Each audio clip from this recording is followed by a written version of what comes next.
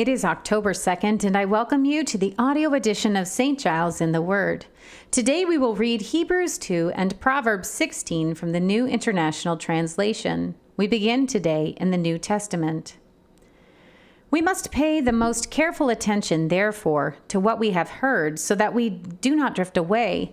For since the message spoken through angels was binding, and every violation and disobedience received its just punishment, how shall we escape if we ignore so great a salvation? This salvation, which was first announced by the Lord, was confirmed to us by those who heard him. God also testified to it by signs, wonders, and various miracles, and by gifts of the Holy Spirit distributed according to his will. It is not to angels that he has subjected the world to come, about which we are speaking, but there is a place where someone has testified. What is mankind that you are mindful of them? A son of man that you care for him? You made them a little lower than the angels. You crowned them with glory and honor and put everything under their feet. In putting everything under them, God left nothing that is not subject to them. Yet at present we do not see everything subject to them. But we do see Jesus, who was made lower than the angels for a little while, now crowned with glory and honor because he suffered death, so that by the grace of God he might taste death for everyone. In bringing many sons and daughters to glory, it was fitting that God, for whom and through whom everything exists, should make the pioneer of their salvation perfect through what he suffered. Both the one who makes people holy and those who are made holy are of the same family. So Jesus is not ashamed to call them brothers and sisters. He says, I will declare your name to my brothers and sisters. In the assembly, I will sing your praises. And again, I will put my trust in him. And again he says, here am I, and the children God has given me.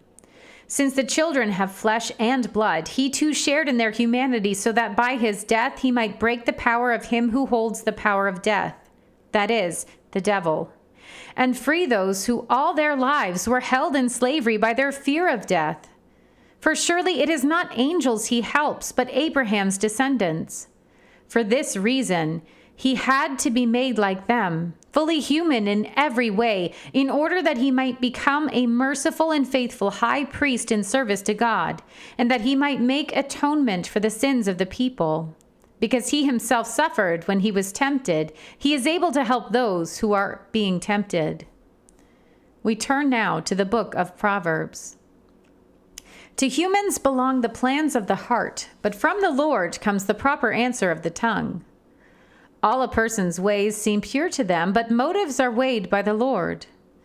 Commit to the Lord whatever you do, and he will establish your plans.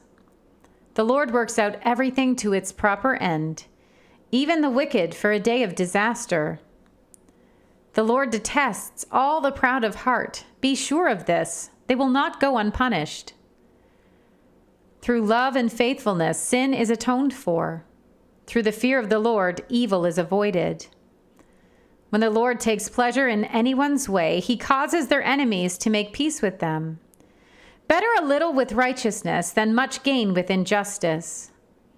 In their hearts, humans plan their course, but the Lord establishes their steps. The lips of a king speak as an oracle, and his mouth does not betray justice. Honest scales and balances belong to the Lord. All the weights in the bag are of his making. Kings detest wrongdoing, for a throne is established through righteousness. Kings take pleasure in honest lips. They value the one who speaks what is right. A king's wrath is a messenger of death, but the wise will appease it. When a king's face brightens, it means life. His favor is like a rain cloud in the spring. How much better to get wisdom than gold, to get insight rather than silver. The highway of the upright avoids evil. Those who guard their ways preserve their life. Pride goes before destruction, a haughty spirit before a fall. Better to be lowly in spirit along with the oppressed than to share plunder with the proud. Whoever gives heed to instruction prospers, and blessed is the one who trusts in the Lord. The wise in heart are called discerning, and gracious words promote instruction.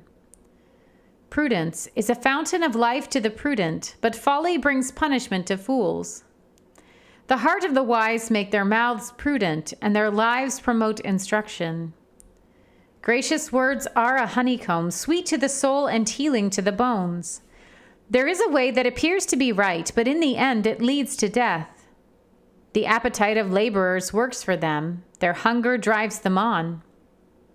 A scoundrel plots evil, and on their lips is like a scorching fire.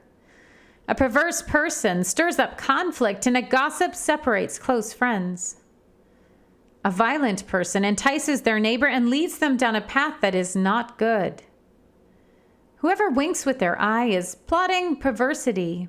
Whoever purses their lips is bent on evil. Gray hair is a crown of splendor. It is attained in the way of righteousness.